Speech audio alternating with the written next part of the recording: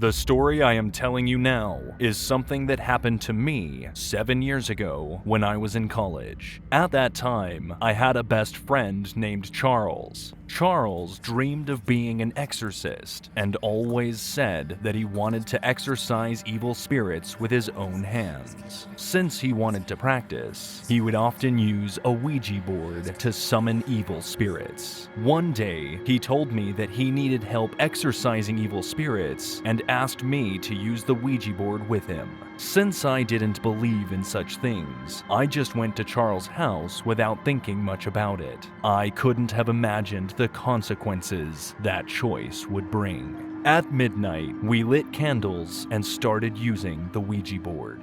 But that's when the event I will never forget occurred. Charles called out, "Devil! Evil spirit! Come here!" Then Charles asked if anyone was present in the room, and the pointer moved to yes. When Charles asked, "What is your name?" the pointer moved to Moloch. Charles muttered to himself, "Okay, Moloch, show us your physical form. What do you look like?" After this, the pointer didn't move, and the room was still and silent. Then Charles shouted, "Show us your terrifying face!" But at that moment, suddenly a pair of eyes appeared on Charles' forehead. I screamed in surprise. I thought I was hallucinating. Charles looked over at me, not knowing what was going on, and the eyes on his forehead, which looked like snake eyes, moved around very strangely. When I pointed to Charles' forehead and shouted, "Your forehead!" Charles touched his forehead and screamed. "Ah! What is this?" Then a small mouth appeared on his forehead, and the mouth spoke in a strange voice. "Look in the mirror, Charles." And then deep red blood flowed out of the mouth and covered Charles' face. Charles ran into the hallway, howling, and I followed him. Charles screamed and went into the bathroom, turned on the shower, and a moment later came out of the bathroom soaking wet. Some of the blood remained smeared on his face, giving him a faint red glow. Charles stood there with a blank expression. The eyes and mouth were gone from his forehead. Charles and I couldn't say anything. What the hell happened? Charles' body was shaking. Then Charles ran back into the room and shouted, "I know how to exorcise! I'll send these evil spirits to heaven!" Charles picked up a book and opened it. The title of the book seemed to be about exorcism. But at that moment, I saw it. Something crawled out from the corners of the dark room. They were people the size of small dwarves. Their bodies were black, with red bumps sticking out of their backs and long tails. They were crawling on all fours toward Charles. I thought I was hallucinating once again, but Charles was seeing them too.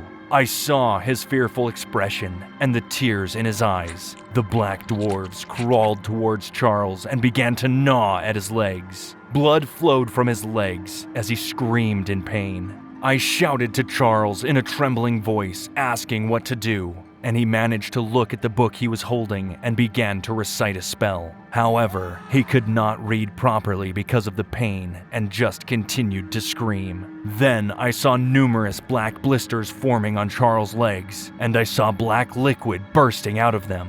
The dwarves were crawling up Charles' body, gnawing at every part of him. Charles's eyes rolled back, and he screamed so much that he lost consciousness. I thought that his parents would come to the room because Charles was screaming so loudly, but for some reason, no one came to the room. After about 5 minutes, Charles' whole body was covered with thousands of black blisters, and black liquid covered his body. I couldn't believe what I was seeing, and I didn't know what to do. Eventually, the black dwarves crawled back into the corner and disappeared. I stood there blankly, unable to do anything. Tears flowed from my eyes like crazy, and when I looked at the clock, it was 3 a.m. I called the police, and the police and Charles's parents were shocked when they saw Charles' body. They rushed Charles to the hospital. They asked me what the hell had happened, but no matter how much I told them, they never believed me. It was natural that they couldn't believe it. If it were me, I wouldn't have believed it either. Charles received emergency surgery and fortunately did not die. but it took 3 months for his body to recover to its original state. The doctor said she had no idea what caused Charles's body to suddenly become blistered like that. Ever since that night, Charles has not used the Ouija board again, and he's also given up on his dreams of becoming an exorcist. He's become a very quiet person. He does not socialize and mostly just stays in his room. Time has passed, and I do not keep in touch with Charles anymore, but sometimes I wonder how he's doing now. My name is Samira, and this is a haunting story that was passed down from my grandfather to my mother, and now to me. Years ago, before my parents came to Canada, they used to live in a small village in a war-torn country in East Africa. During that time, there was a war that had been happening in the country for the last 4 decades, and because of that, there were reported hauntings in many places based on the deaths that were happening daily. To give an idea of what might have happened, I come from a long line of exorcists, so there are a lot of instances of family members dealing with the supernatural. My maternal grandfather was notorious for his experiences, and he did so many exorcisms that half the time he would encounter spirits almost on a daily basis.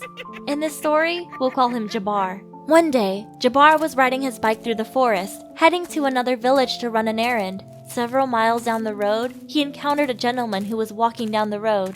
The man halted my Jabbar on his bike, and since he was naturally generous to people, he stopped his bike to see if the man needed any help. The man approached and appeared to be a well-dressed individual. He was wearing a white robe, with honey-brown skin and cornrows on his head, not a single speck of dirt from travel. The man asked if he could hitch a ride with Jabbar, and he agreed to give him a lift. The man climbed on the bike with him, and so he continued down the road. Several miles down the road, the man told Jabbar that they were close to his destination, so he stopped the bike and allowed the man to get off. Then the man walked into the bushes and just disappeared. Jabbar was shocked, and he stood there frozen for a good minute before he snapped back to reality. Jabbar continued to his next destination after that. It's been decades since my mother heard that story from my grandfather, and we believe the man was a lost soul who was a casualty in the war. This story is about something I experienced about 20 years ago when I was in my early 20s. At that time, I had broken up with my girlfriend and was going through such miserable days. I wanted to focus on something new to forget her. I decided to go hiking, and while looking at the map, I decided to pick a mountain to go to. Among them, I found a mountain whose name was unfamiliar to me, and I chose to go to that one. Once I arrived, I started up the mountain path, and it seemed like a normal place. As I was climbing the mountain though, the path ended at some point. However, I was still feeling upset and reluctant to go home, so I continued up the mountain and into the forest. Then, at some point, I heard the sound of something moving up ahead of me. I was startled and stopped, thinking it was a wild animal. It sounded like an animal aggressively eating something. I lowered my body to the ground and slowly looked in the direction the sound was coming from, and there was something moving there. When I saw it, I almost fainted. It was covered in red fur, and I couldn't recognize its face. I could only make out its huge nose and mouth, each tooth almost as big as my thumb, and it was eating something. The sound of it chewing down to the bone echoed through the mountains. Its large hands tore the flesh of the lying beast, as if it were tearing paper. The creature's hands were similar to human hands, but its fingers were long and thick, about 3 times as long as a human's. What it was eating was the carcass of a huge animal, like a bear. I felt like vomiting, but I held it back with all my might, thinking that if I threw up right there, it would catch me. I turned around quietly, but the sound of the trees and bushes moving made it look in my direction. It quickly took off a huge chunk of meat that must have weighed about 10 pounds in a single bite, and then started to run towards me. When it raised its body, it seemed to be at least 8 feet tall, and the sight of its enormous body and appearance took my breath away. Its eyes were bright yellow, and its pupils were so small that they were almost invisible. It ran on 2 legs just like a person. It ran toward me with its mouth full of meat and at an incredibly fast speed. I thought, I'm going to die right here. I didn't even scream. My legs felt weak, but I ran with all my might. Behind me, I could hear its heavy breathing and footsteps very clearly. I even felt as if the air it was exhaling was touching my back, but I couldn't tell if it was an illusion or real. I ran so fast that my feet felt like they were burning, and after a while, I didn't hear any more sounds from behind me, so I looked back and saw that it had stopped and was looking somewhere else. I saw something like a deer running in the distance, and then it ran toward the deer. I thought this was my chance to get away, so I ran as fast as I could down the mountain. I heard a deer crying out and then the sound of bones breaking behind me, but I kept running without looking back. It seemed like I must have descended the mountain in just 30 minutes, even though it took me 3 hours to climb to where I was. I think that because of the extreme situation, I was able to push my body beyond its normal limits. When I got back to the base of the mountain, my leg muscles were so sore that I couldn't even press the accelerator in the car. I barely managed to find the local police station, and I had told them about the strange creature in the mountain, but the police didn't believe me. They said that people are often eaten by wild animals on the mountain. They said that all the bones and flesh would be gone by the time they found the remains, and only skulls were ever found. They said there must be some terrible beast that lives up on the mountain. I pleaded and told them that it wasn't a normal animal, but they simply wouldn't believe me. The thing I saw, it moved its hands like a person, ripped the meat, and ran on 2 feet. It wasn't an animal or a human. It was something else. I went home and Googled it to see if anyone else had reported anything about it, but I couldn't find any information about any creature similar. To this day, I still don't know what that creature was or how I managed to get away from it alive.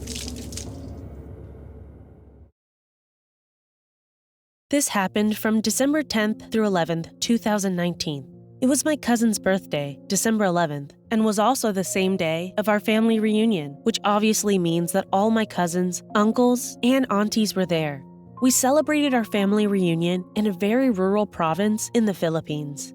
There was a swimming pool there, so we all gathered near it. Around 5 p.m., we were swimming and just enjoying ourselves and having fun. We played all types of games, like what normal kids do at a family reunion. Around exactly midnight on December 11th, we sang Happy Birthday to our cousin Ashley. But as we were singing Happy Birthday, I noticed something extremely weird. When we were singing Happy Birthday, we weren't in the water anymore, but all of us were still wearing our bathing suits and wet clothes. While we were singing and enjoying ourselves, I looked away from Ashley and everyone, and I saw Ashley in the far corner of the pool, standing on the water. I rubbed my eyes just to make sure I wasn't seeing an illusion, but she was still there, just staring at me. She wasn't smiling, she just stared. I looked back to Ashley and everyone else surrounding her who was singing Happy Birthday, and she was there. We finished singing, and everyone was already taking pictures of her with her cake, like nothing had happened. I didn't tell anybody about what I saw until the next morning. I still remember sleeping beside my other cousin, and my other cousin slept beside Ashley. I got woken up by my cousin's alarm, which also means that a few of my cousins also got woken up by it. I noticed that Ashley was still there sleeping, and it was such a relief. I thought something bad would have happened because of what I saw. A few hours had passed, and it was time to head home. I wasn't in the same car as Ashley, since there were a lot of us, and we wouldn't fit in one car. It turned out that the car Ashley was riding in got into a car accident. Nobody got hurt except for Ashley, and sadly, she died exactly on her birthday. I felt so sorry for her and distraught about not knowing that what I saw might have been a warning. I told my cousins and her parents about seeing her doppelganger, but they didn't believe me. To this day, I still wonder about what I really saw that night, and if her doppelganger had anything to do with her passing. Hi, my name is Ellen. I used to live in this old house that was made entirely of wood. It had 2 houses combined into one building, and there was a forest just behind the building. Many scary things happened while I was living at that house, and I'm gonna tell you some of them. The first story is about the other house that was connected to ours. My family and I used to have a neighbor, But after a few months, they moved out and there was no one living there. But after they moved out, we started hearing a baby crying at night. And not just the sound of a baby crying, we also heard a grown woman crying and laughing. We looked around and never found any sign of a woman or baby. The second story is about this huge mango tree that was behind our house. It was so close to our house that every time a mango fell from the tree, it would hit our rooftop and make a loud bam sound like someone threw a rock on it. But years later, my dad decided to chop the tree down for our safety, because when there were bad storms, we were afraid that the tree would fall down and hit our house. After my dad chopped down the tree, I thought that the sound of the mangoes falling on the house would go away, but sometimes I would still hear the same loud thud on our rooftop. The third story is about my mom. My mom knows how to bake cakes, so sometimes people will order a cake from her. She would usually bake cakes at night because during the day, she was busy with her work. She told me that every night she would bake cakes, she would hear the sound of someone running across our rooftop. The fourth story is about my little sister, who is now 8 years old. We used to have a babysitter, and my little sister really loved her. She would follow her around everywhere, even to the bathroom. But there was one time when she followed the babysitter to the bathroom, but then she came running to me and my siblings since my parents weren't home. We asked her why she was crying, and she said that the babysitter had a scary face. After my little sister said that, all of us ran to our parents' room, bringing her with us. We did that because we knew that our babysitter was actually cleaning our parents' room the whole time and never went to the bathroom. Many other scary things have happened, but it's hard to remember all of them. We have already moved out of that house, but I still wonder if all these incidents were connected. What was it making those sounds and scaring my sister? Is it still out there somewhere?